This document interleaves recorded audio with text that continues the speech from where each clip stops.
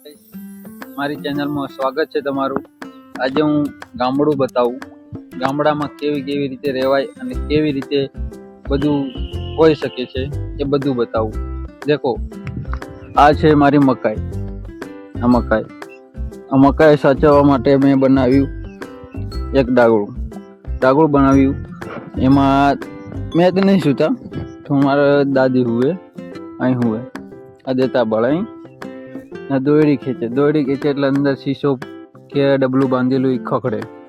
એ રીતે જ આ ગામડાના રહે છે।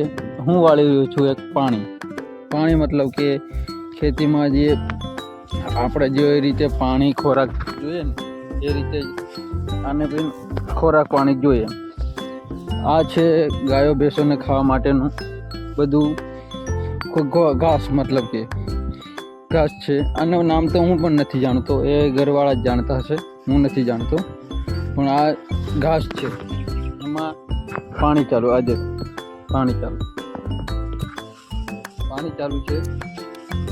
આ બધું આ પેલી દેખાય છે, થોડું દેખાતું હશે, એ મારી શેરડી છે। આ દેખો, આવું વ્યૂ હોય ગામડામાં।